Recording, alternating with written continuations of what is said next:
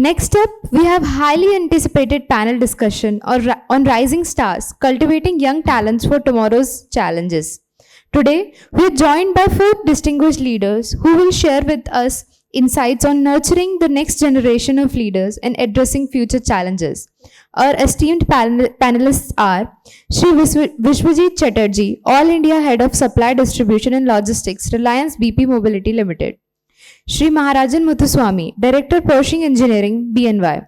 Shri Prashant Dhanda, IFS Forest Department, Government of Assam. Shri Padmanav Chakravarty, Regional Manufacturing Head, Northeast, Dalmia Cements, Bharat Limited.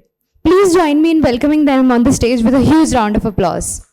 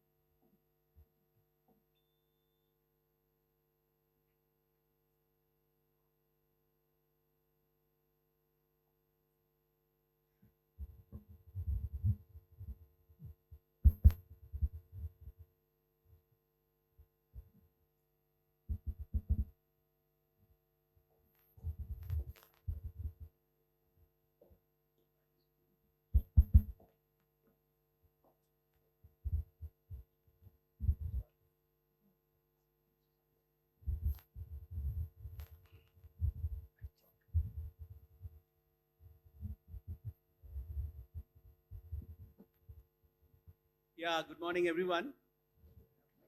Actually, after the tea break, our panel should have started before the tea break because, after the tea break, it looks like that for the people for whom we are here today, and across the India we have come, so there is a less participants here. So anyway, so now with this I'll start. Our today's panel discussion is a very interesting topic.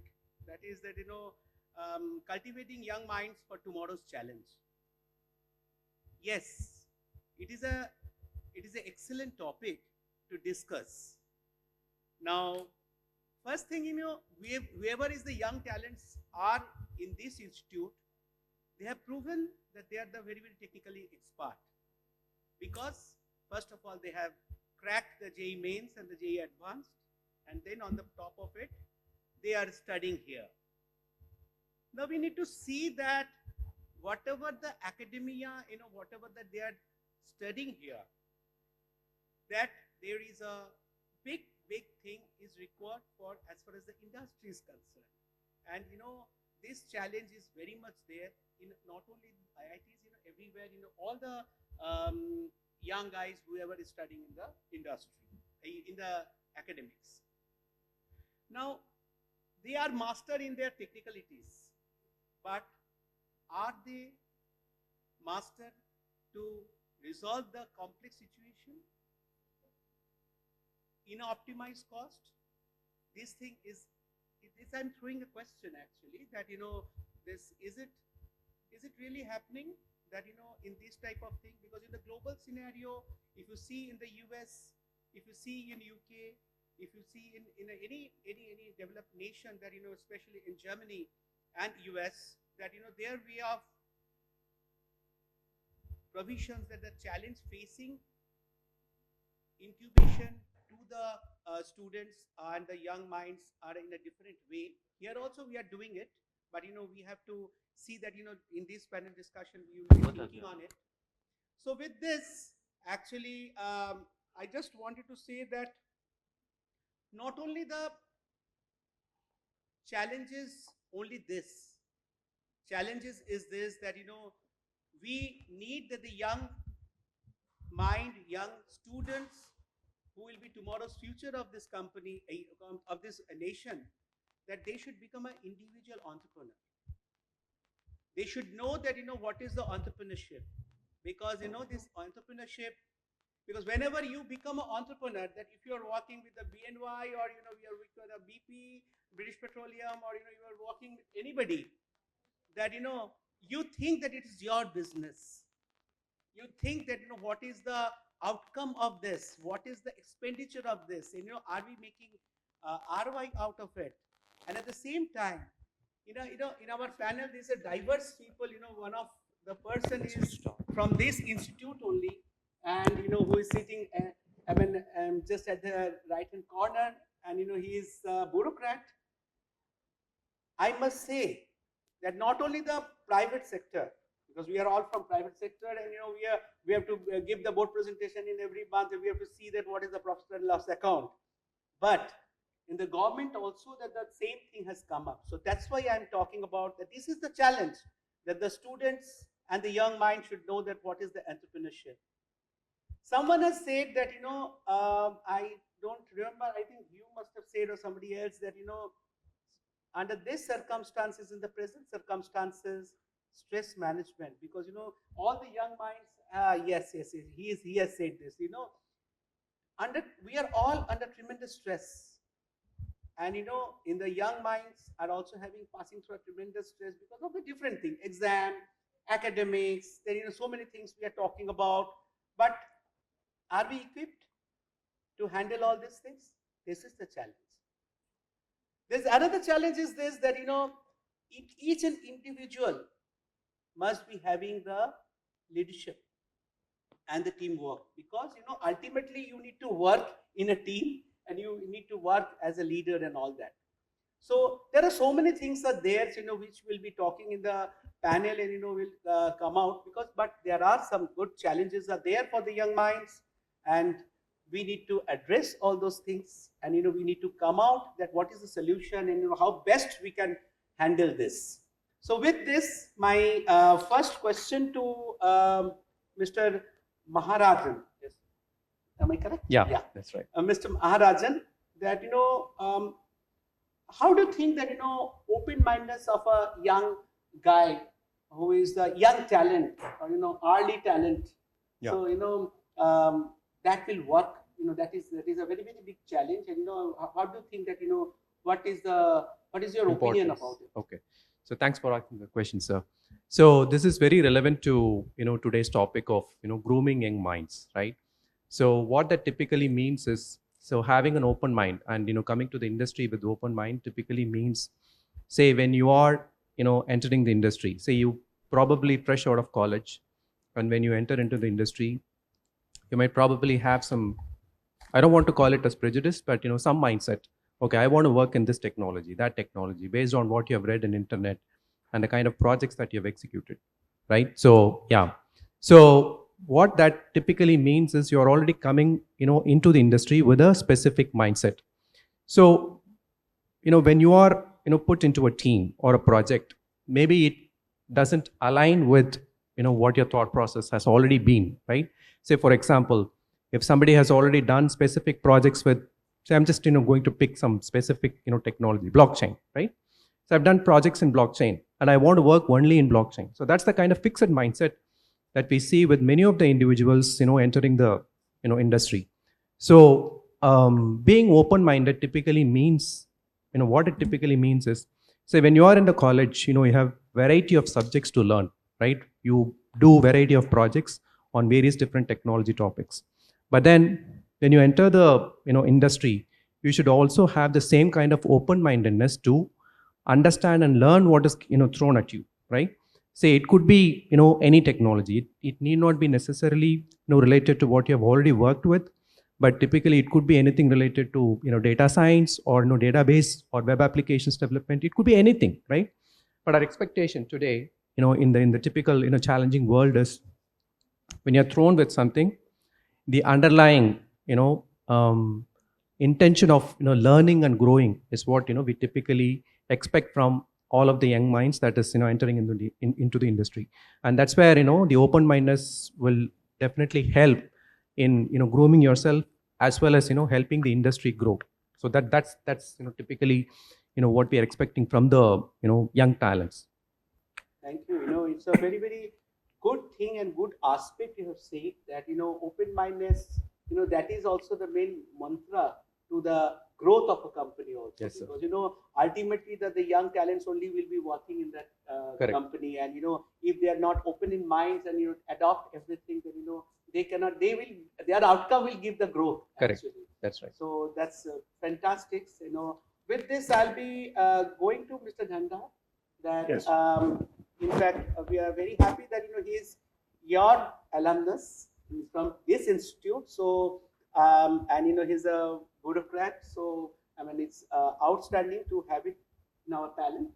So now, Mr. Dhanda, what do you think? What are your thoughts on the aspiration of the young entrepreneurs of our country? First of all, good afternoon, everybody. And it's been a privilege to be here after so many years. Am I audible? Yeah. So I am really, really very happy to see the IIT grow so much, because during our times, we were only 300 people in the campus. There was nothing in the campus. So there was only Manas Hostel, Kapili Hostel, and an administrative block which no longer exists. So first of all, kudos to you all that you have made it to a great institution. I am very, very thankful to the IIT Guwahati faculty of those times and the faculty of these times also. I mean, whatever I am in my career is solely because of the efforts of this premier institution. So I'm very thankful. And your question, sir, India is growing, we all know. And India will grow, will continue to grow. There is no doubt about it. I can give you so many examples from my own batch also. See, you people are presently, they have not passed out, right? No, They are just fourth year students. When we were in fourth year, we were totally unsure about what is going to happen to us once we go out of IIT. Because whatever we are taught here, many people came, many people told their stories, and we always thought, yaar, relevant hoga ki nahi ye sab jo padh rahe hain. Seriously, those were the questions in our mind.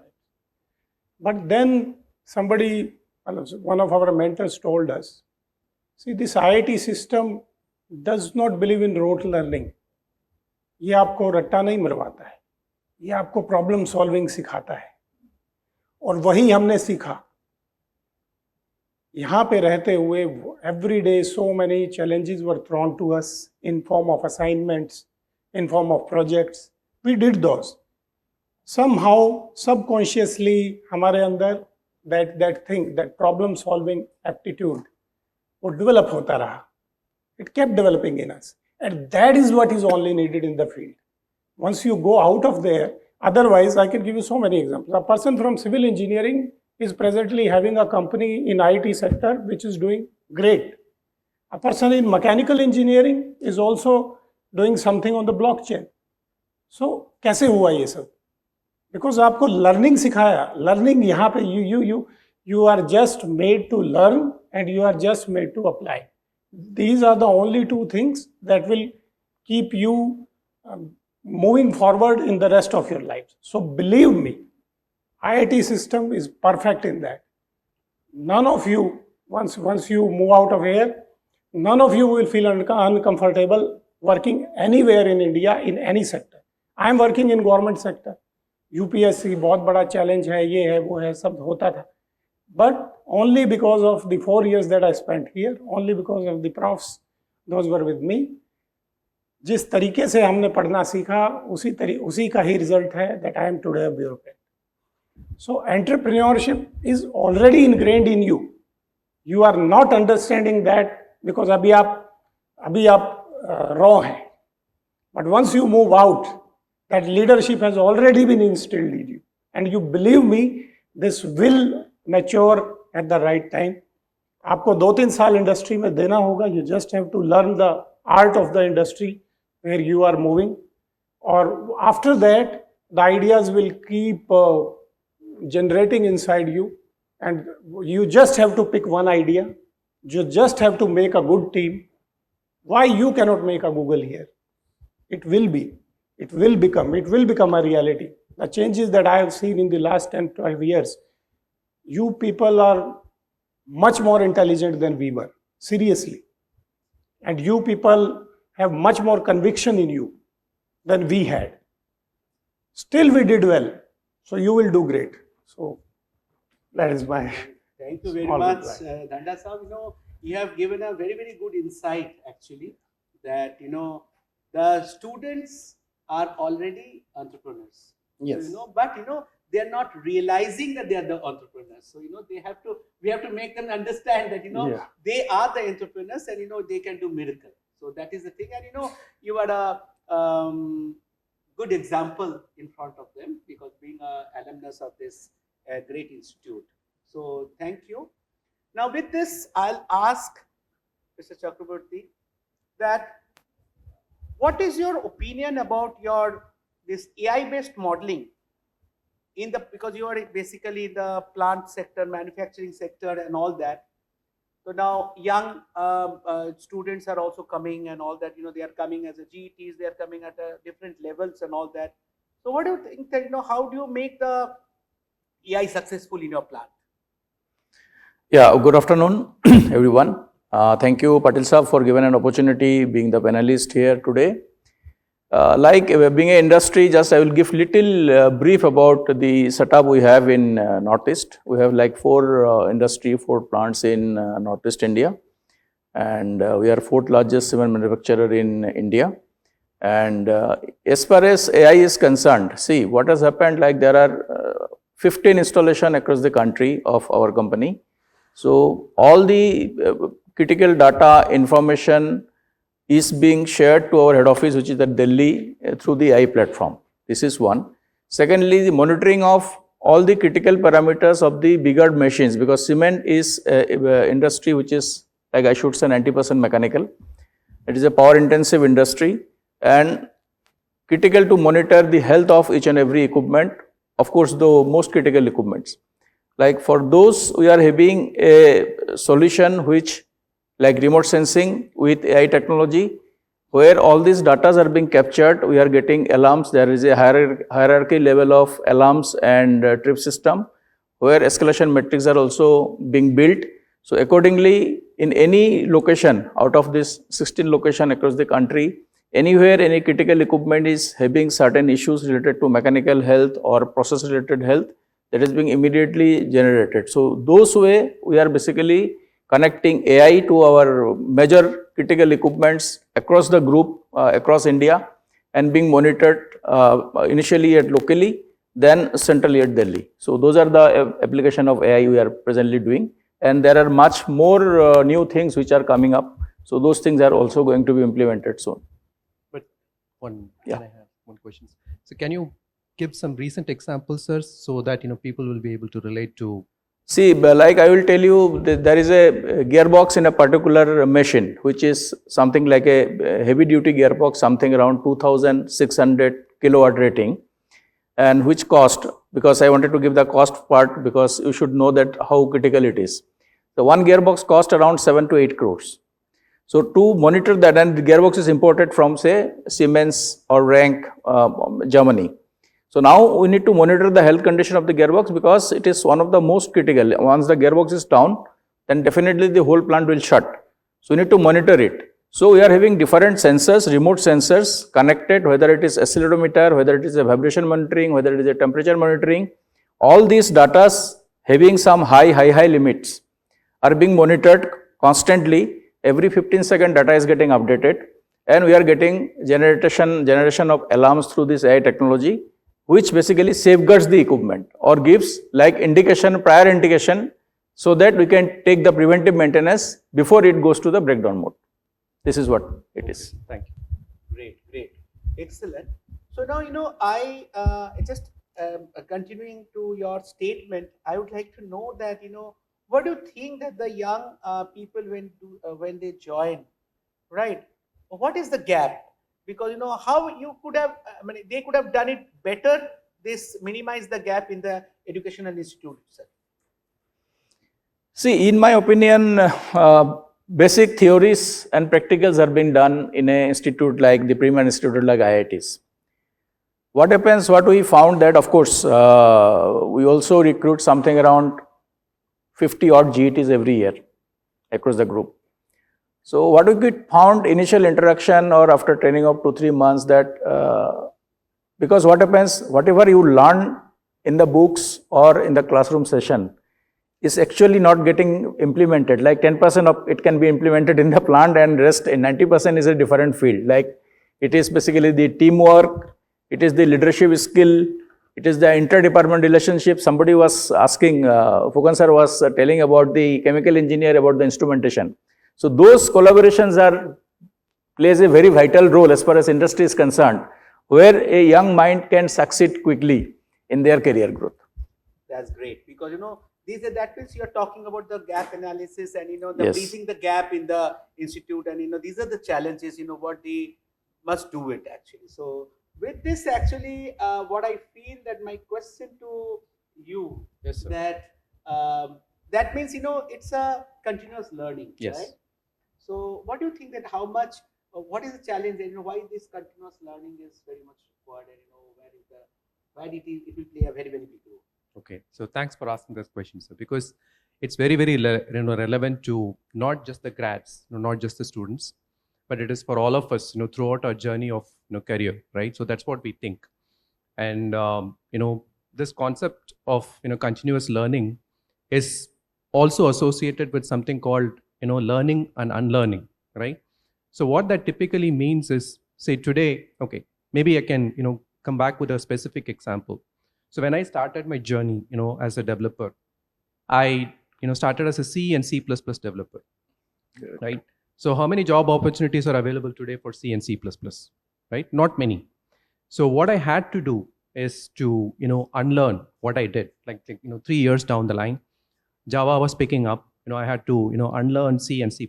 When I say unlearn, I have to shift my thought process from a sequential programming to object-oriented programming, right? So this was a complete shift in the way in which we have been doing programming. So it's like unlearning the sequential programming and then shifting our thought process towards object-oriented programming. This is very, very specific example that I'm trying to quote with my own experience. So learning and unlearning is very, very essential. So that's when we start looking into different dimensions of technology, not just technology of life also, right? So from there, I'm proud to say that I have been working with multiple technology platforms, and the recent one, if you had already heard from the morning fireside chat with Suswa, the last thing that I did was more towards virtual reality, right? So that was like a couple of years ago, but still it's more of venturing into new things. You have to look at business needs and look for solution, technology solutions. So that essentially means you have to keep upskilling yourself from time to time.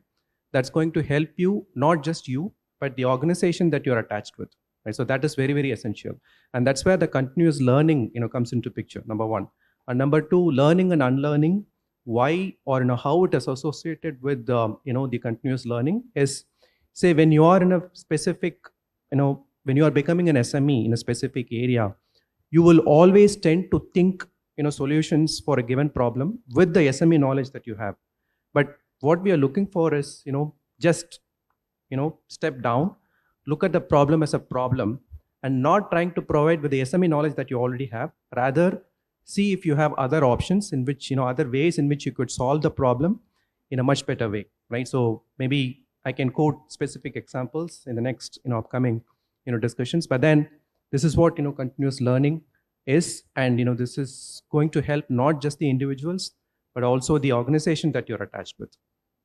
Very, very, very, very good. That means talking about upscaling of knowledge, you are talking about and upscaling of knowledge, it is a continuous phenomenon. Yes, sir. It cannot be stopped in a particular point that I am already done, I am a SME top class, we can't say Exactly, like that, sir. Previously people used to say that medicine is always continuous learning, but it's not like that. All the subjects are continuous learning. Exactly, sir. Yeah, that's we right. need to upscaling ourselves, otherwise we are redundant. So thank you. With this, actually, my question goes to Dhanda Saab. I am very much tempted to ask you that this we are talking about entrepreneurship. We are talking about that each and every young child, young IITian should become an entrepreneur. And everybody should work as an entrepreneur and all that. So first thing is coming to our mind also, and the students' mind and the young generation mind also, that how do you get the regulatory support to become an entrepreneur, and a place like India, right? So being you are a bureaucrat, so I would like to throw this question to you, that how do you think and how you can clear this doubt to the young man's mind? Sure, sir. See, as far as regulatory support goes, it has many dimensions. The first one is direct support from the government in terms of funding, in terms of knowledge support, in terms of making forward and backward linkages. So that has been tried in the past few years through Startup India Mission, through Make in India program, and several other such initiatives. And those are working. Some people have been able to take a real advantage out of that. But on the second part of it, that is, you are a startup, or you have just registered as an MSME, and single window clearances and all, अब ये सब तो होता ही है, ये तो मिलता ही है. So these are established things now. So I have handled various big projects in government of Assam. For example, there is a smart cities mission. So in that, and I was director IT also for quite some time. So there we had floated several tenders, and now also we are floating several tenders. So for IT related works only. So there I can tell you that we exempt many things for startups and MSMEs. That is a part of a policy. Yeah. For example, startups, if a startup is good, it is not necessary to have an experience requirement for a start. It is not necessary to have a EMD requirement for a start. So because the primary doubt that comes with a startup is like, if we have made something, we have to sell it somewhere. So where we can sell? Either we can sell to the private market, or we can sell to the government. If you can sell to the government, then that gives you a lot of authenticity. Your products becomes authentic overnight. So how does government help you in that? So government helps you, government literally helps you by waiving off several requirements for startups which are applicable to certain established companies. Then you get a really level playing field. If your product is good, if you have put in a lot of thinking and innovation in it, then rest assured that your product will be adopted by the government. So I hope that's Yeah. that's wonderful, because the people, generally this challenge comes to the young's mind, that we can become the entrepreneur, but they are having a fear that we don't get the support for the regulatory bodies and all that, and we will be failure. So no, it's not like that. it's not like Huge thing has been opened up, and you are being a director at IT also, you have given so much of support to the young people. And another good thing you said, that is really very, very encouraging, that you don't need the experience also. If you are having the proper education, then you can get that. So that is also very, because very usually experience requirement is like a big wall. Yeah. For some new startups or new companies. They cannot compete with their counterparts who are already established and those who have experience. And these days, believe me, sir, like I can tell you one or two examples which we are thinking of in future. Blockchain based your tree growing means there will be a token for every tree grown, and it will be put on a blockchain. Slowly its value will go on increasing. Then that currency like Bitcoin, which has nothing backing it. They say proof of work and all those things, but it is, everybody knows that it is so environmentally, there are two ways to look at it, but still an asset which is durable, which everybody can see, which is environment friendly. If something can be a digital currency or a digital economy can be built around that. So I think that is better. So such type of ideas are getting floated. And if you ask for experience requirement for such type of projects, like if I want to engage Mr. Maharajan, so even he want to be having such type of experience working in such field. So you as a startup who has an understanding of the blockchain based technology and who can give us a good proposal through the tender, then we will be forced to evaluate maybe these people over him. So please don't take it otherwise, but this is how the world is going on. This is how the things are getting shaped up. So government on its own, they are making things simpler. It is not happening overnight. It will not happen overnight. But definitely 10 years down the line, government will give you a really, really good level playing field. So don't worry about that. Wonderful, because that means any type of thing which you are talking about, that which is a new concept, and what I feel that today's young generation, they come up with a lot of ideas, because they're very, very idea oriented person. Yes. And, You're amazing at that. one being a senior also, we must listen to that in a very, very positive mind. And if the government is listening, then obviously everybody has to listen actually, and we have to support, and we need to see that how best they can do it and all that. In fact, this reminds me one thing. The last Sunday there was a Mukesh Ambani's Diwali party was there. So when we entered in the party, a new thing has happened this time, because we have never faced this type of thing earlier. When we come with our spouse and all that, first thing we have to register our name for a digital plantation. So we have been doing the digital plantation and green diya, both the things we are doing it, and then you are entering and all that. This digital plantation, when I've gone into the details, is something which you are talking about. So these are the things with the coin and all that is happening. So it's a very big concept actually. Yes, so good opportunities are going on in the market actually. So just to extend on that, because carbon markets as such are not picking up. Yes. Because these if I don't know whether the audience knows about it, there is a carbon credit market which has been going on since last 20-25 years, but it is not picking up. Maybe blockchain will give us the solution, where every single tree in your backyard will be valued. So only then people will become more serious about preserving the trees and the ecosystem services that it gives you. But actually, sir, I mean, it's not just about trees, but how do we reduce the carbon emissions? Exactly. Right. Even in some of the corporates, True. I can quote some examples from BNY. So we have some. I mean, this is very specific to the building that we are occupying, and we are certified as well. The companies are certified as well, right? With specific third parties that talks about how we contribute towards minimizing the carbon emission.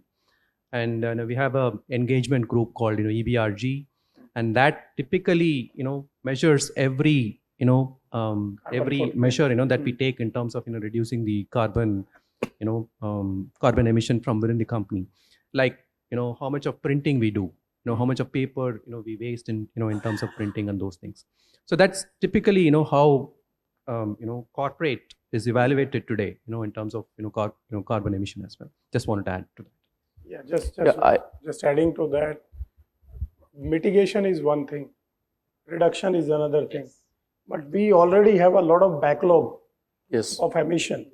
So that can only be reduced to breeze that with more trees, and you have to value your trees, whatever you have. Yeah, I was just wanted to add on the carbon footprint reduction. The initiatives we are also taking, even just I will give one or two examples here in whatever we do in Northeast. So as far as the renewable energies are concerned, one of our unit, which is in Dimasa district in Assam, is using 80% renewable energy out of the total, because cement is an energy intensive company, and just for giving an idea to all of the young minds, We are basically, our requirement is around 13 megawatt per day. Out of 13 megawatt, we are basically having solar power plants and waste heat recovery system. Where we are solar, we have at Lanka Hojai plant, we are having a 29 megawatt solar power plant, which is the biggest or largest in Assam, both in private as well as government sector. That is one initiative. Second, we are having WHRS system where we are generating something around 7 megawatt of power. So of course, solar is available only during the daytime, and the peak is around say 11 to 2 o'clock during the daytime where the sunrise is there. But this is what the renewable energy we are doing, which is also adding to the sustainability and reduction of carbon footprint. This is one example. Second example is that the uses of the municipality waste. Those from Guwahati or known about Guwahati, you might be knowing that there is a Boragaon dump where the legacy waste of municipal corporations are being stored from years together, like 50, 60, 70, 100 years. And Municipality Corporation of Assam Guwahati has basically deployed one agency who are doing the segregation of the waste. And out of that total segregation, we are using something around which is replacement of the conventional fuel, which is coal. So replacing the coal, and there is a thermal substitution rate. The chemical engineering students might be knowing it. We are using something around 25% replacement of coal by using the waste which is being collected, segregated waste which is being collected from the Boragaon dump.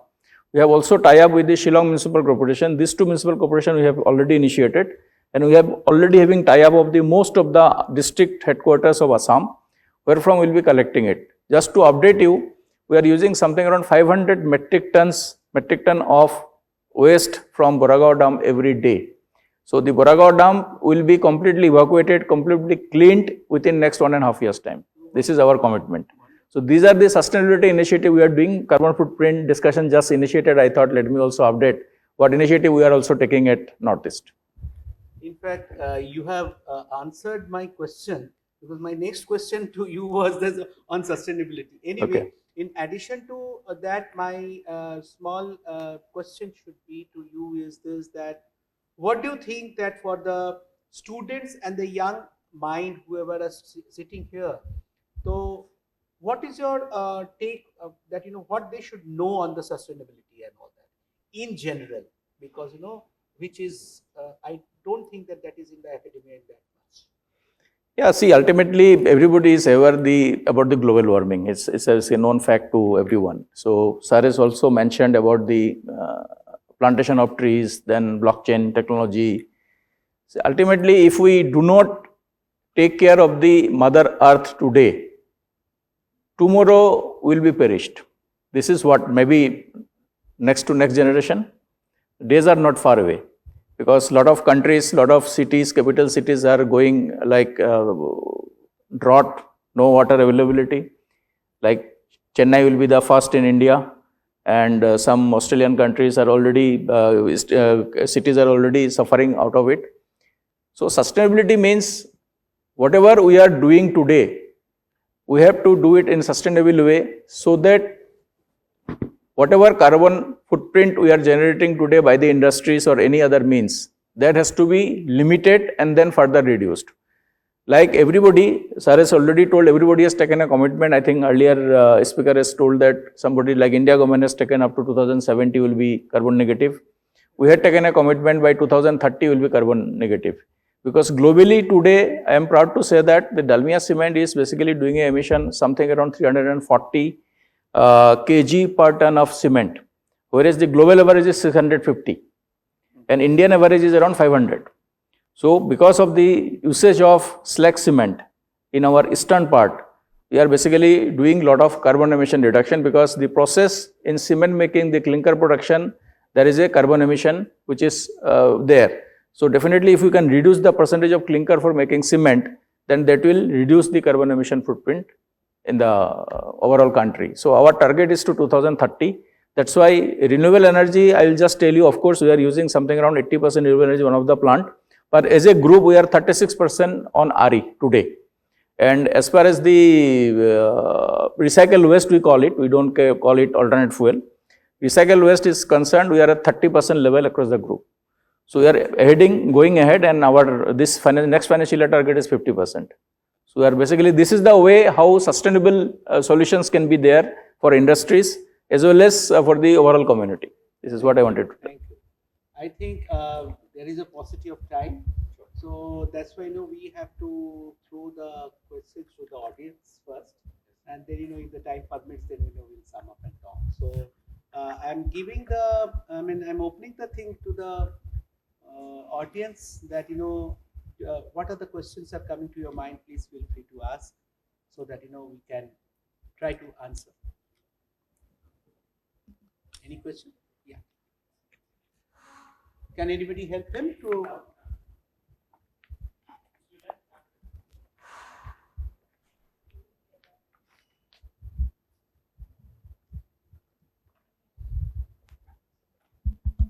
Hello everyone, my name is Bhavani Sankar and from MTech Chemical Engineering.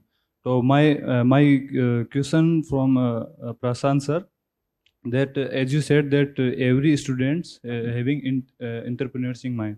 So how we can identify that mind, like that skill? Sorry, how you can? How we can identify that skill of entrepreneurship? See, as I told you, right now, that is latent inside you, that entrepreneurship. Once you go into the industry, spend some time there, 2-3 years. Learn the tricks of the trade, build a good team, it will come up. It has happened with so many people. There is no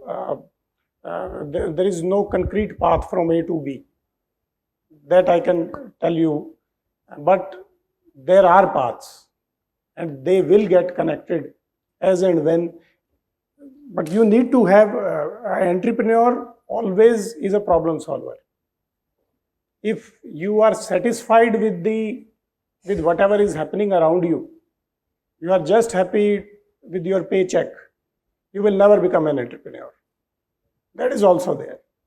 But if you feel if there is a lack, there is a certain lacuna in the present system or the present way in which things are working or things are progressing, then only this idea of improvement will come in your mind. And rest assured, it will come. There is a system from up above there. आपको जो चाहिए वो मिल जाता है अगर आप उसके पीछे दौड़ते हैं तो बिल्कुल बस उतना है. तो एंटरप्रेन्योरशिप का जो स्किल है वो आज के दिन आप में लेटेंट है, वो मैं भी नहीं बता सकता हूँ या कोई भी गुरु नहीं बता पाएगा. No guru will be able to tell you, but it is only you who will be able to find that out, explore that out, and later on it will manifest itself. Sir, but there is some fear. There is some Fear. Oh, अच्छा. see fear. I mean, why fear here? I am half paralyzed. I have no fear. You are pursuing in IIT. You should not have any fear. Achha, I just want to add what you are saying actually. You should not wait to work in the company to understand this, because this entrepreneurship, it comes within. Now, when you are a student, you must be knowing that what are the global issues are there, whatever the problem is there, and all that, in the industry, in the in nation, and in the world. So you can think on this. How many people who are sitting here? How many people know the Shopee app? How many people know the Shopee app? How many people have heard? One person has heard that he has raised his hand. How many people know Shubhat Kaushik? Shubhat Kaushik is only 17 years of guy. He's not IITian. But he has made the Shopee app where he has generated this 1,000 of people job. Fashion with the purpose. Fashion with the purpose. You just Google it and check. Then in that case, you have to come out from that fear, because he thought at the age of 17 that fashion with the purpose. If I come up, then I can generate the job also for the nation. In turn, the GDP also will go up of the India. So in that way, so you have to think, because you are already privileged because you are in IIT. So you are already a step ahead with the others.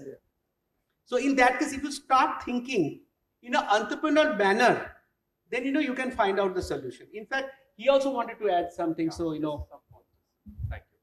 So maybe just to add to your question, right? So it's not about fear.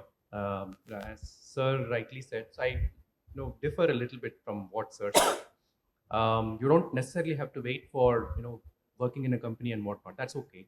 But then I have some live examples. So during my post graduation, so I was like, there is one friend of mine, so who is owning a software development company based off of Kochi, right? So I don't want to name the company at this point in time, but then back then when we were doing our post graduation program, right? He named his company like he wanted. He already had that thought process of installing a software company, and he was not very clear about what technology, but then he was very clear about what he wants to do, right? And how he wants to grow his business. So he already had that thought process. It's not that he had a very great background and money background and whatnot. He's from a very very lower middle class family. Now he's he has employed 150 people in his organization, right? That is just a small example that I can quote from my personal interactions that I've been having with my friends. But as Sir rightly said, if you're contented with, if you're okay with just receiving the paychecks, monthly paychecks, and you're happy with that, nothing wrong with that. But for a person to be an entrepreneur, that's not enough. That's the basic thing. So you have to take risks, but then it should be a calculated risk. But what my friend did, in terms of taking these risks is, he did work for 3 different companies before he started off his own, right? So for like 6 years, since he did not have money to invest, when he had that idea during a post graduation, he saved all his money. He invested himself, right? See, into his business. So he started off with his business, and then he invested all his money in that. Now he's able to employ 150 people across Bangalore and Kochi. That's what I feel entrepreneurship success is. Thank you. any other question? Yeah, she's. Sir. Hello. Good afternoon, sir. Good afternoon, sir. I am currently in my 3rd year BTech, and I am doing my BTech in Energy Science and Engineering. Little background: my father served in the army for about 20 years, and he wants me to have a safe job and probably appear for the civil service examinations in 2026. I want to pursue some kind of entrepreneurship with my friends and all, start a company and maybe build some solutions that can help the society. How do I convince him? Like, he wants me to have a safe job. I'll give the answer. I'll try to give the answer. First of all, whatever you want to do it for your future is in your hand. So now, if you are convinced that if I would like to do this only in my future, then in that case, you are able to convince your father. Because yes, I can understand that if the people are from the middle class family, that where the parents have worked in the service class and all that, they want the children should be standard income and all that, every month the paycheck should come and all that. Yes, first couple of years you may have to struggle, that is there. But ultimately, if you are convinced that and if you're convinced about your potential, and if you're convinced about your ideology, then I can very much sure that you will succeed.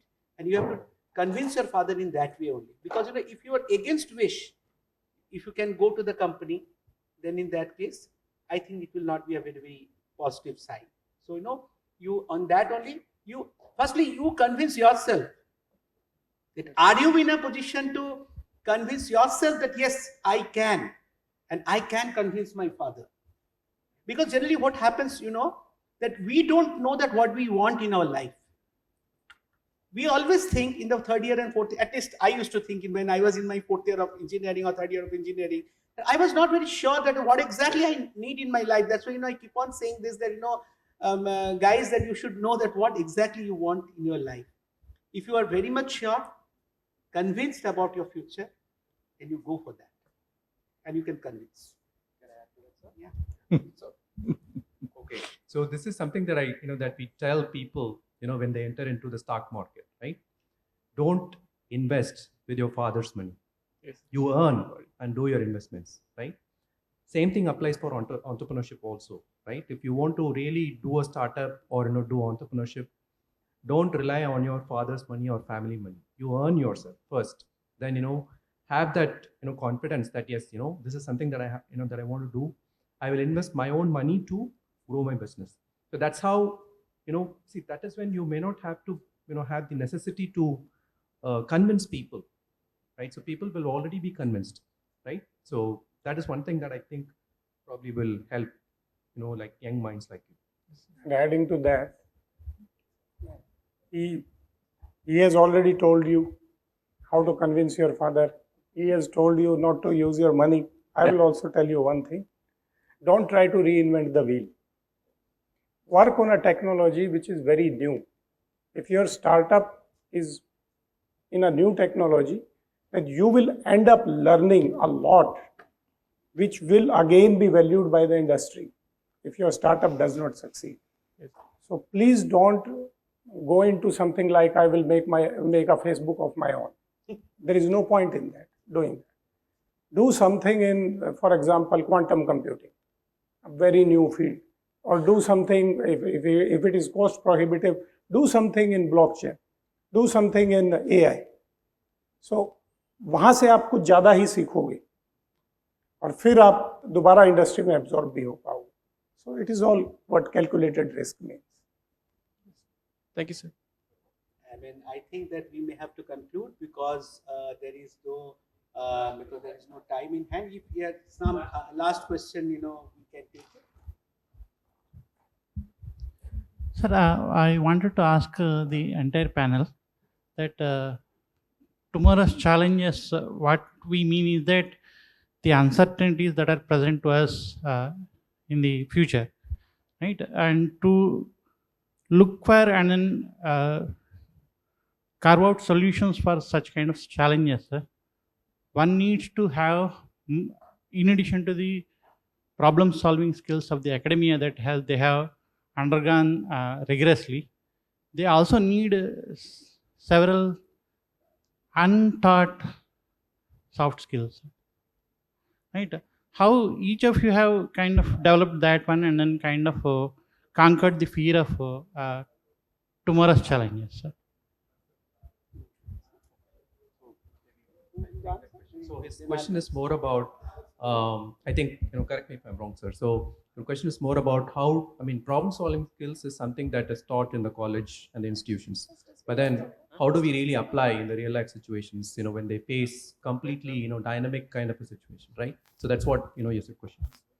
So this is something that we just touched upon in our, fireside chat as well. So Swar mentioned it, very crisp manner. So where, if you are an SME in a particular subject, right, you should use that knowledge in terms of solving a problem. That is one part of it. The other part is more about learning and unlearning, right? So if you are looking at the problem from the perspective of what you already know, right, so that is definitely, it's not always going to help in terms of solving the problems, right? So there will be a different perspective how a problem can be solved in a very much easier way. I can give a small example. So we have, we usually do a yearly conference, client conference in US, that's called Insight, right? So that is where, we will have a lot of our investors joining us, seeing through all of our products that we, develop and, what is in for them in the upcoming years and whatnot. So that's a very, very prestigious conference. So this is something, that has been happening for the past, this marks the 25th year, of Insight. So this is an in-person conference, and after the breakout of COVID, we had to cancel that conference in the year 2020 because in-person conference was practically impossible. So we are not able to do that conference in 2020, but in 2021 also the trend continued. So we were totally helpless in terms of say how we can do this conference because we had a lot of things to deliver to our customers and we want to give them a sneak peek into what is in for them, and how do we enhance our business or whatnot. So what we did, we went out of our comfort zone, right? So we thought we will create something called virtual rooms. It's not virtual reality, but it is virtual rooms. Virtual rooms is like, it's not a great technology, I would say, but then, it made a lot of difference in terms of how we are delivering our solutions to our customers, right? So we were able to, create virtual rooms, simple JavaScript related technology, right? Very, very simple, which was not very popular at that point in time, but we were able to explore that, come up with a solution, and then do our conference virtually in the year 2021. So that is the first ever virtual conference that we had, and we had a lot of good reception, for that particular conference. This is just one small example where, for specific problem statements, if we keep thinking in the same area of where we have our expertise, it may not help. But we have to think out of the box. We definitely have to look at the problem as a problem, step out, and see how we can solve it in a simpler manner.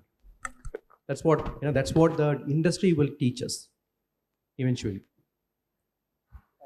In addition to that, I would like to say that you have said you have correctly pointed out and touched upon the correct point that the problem solving you teach it in the academia, but the thing is that in the real life you wanted to ask actually.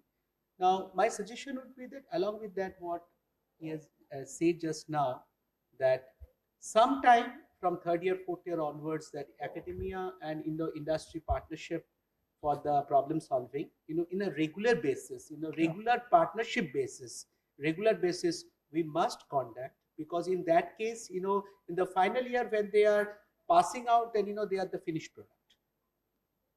That is my suggestion. And in the European countries and the US, it is happening because they are the true sense this internship takes place. Actually, here also the internship takes place, but not on all the companies. The true sense it is happening.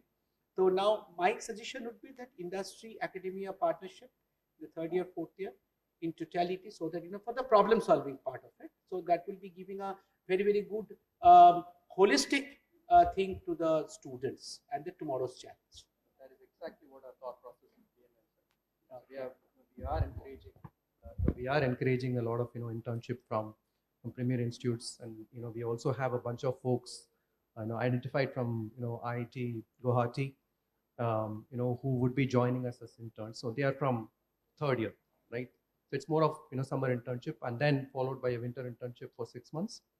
Then depending upon their performance, they would be offered with a full-time offer with BNI. So that's that's something that that we have been doing for the past 5-6 years now, which is helping us in a lot of different ways. Rightly said, sir. Great. So great discussion. I'm really grateful to the panelists, and we had a good chat and good discussion and a lot of involvement with the audience also. So if the time would have been much more, then we would have continued for this discussion for a long time. But unfortunately, time there is a restriction, and that girl is already standing there in the podium. So we have to conclude. So because the signal has already come. So thank you very much to all the people, and thank you very much IIT for inviting us for that. Thank you. Thank you, esteemed panelists, for sharing your invaluable insight on cultivating young talent for tomorrow's challenge. Your perspective on leadership and innovation has provided us with a clear understanding on how we can prepare for the next generation. I would like to call Head of CCD, Shri Lalit Pandeyji, to felicitate our panelists.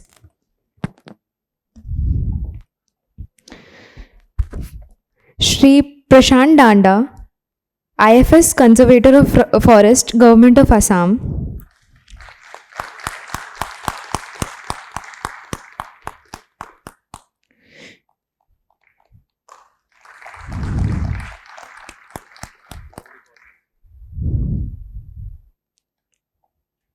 Shri Biswajit Chatterjee, All India Head of Supply Distribution and Logistics, Reliance BP Mobility Limited.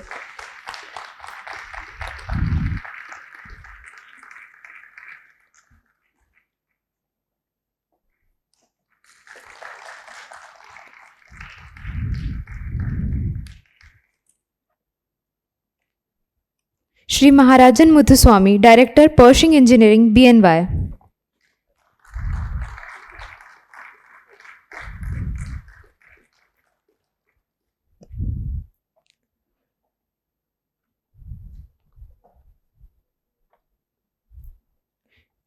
Shri Padmanav Chakravarty, Regional Manufacturing Head, Northeast India, Dalmia Cement.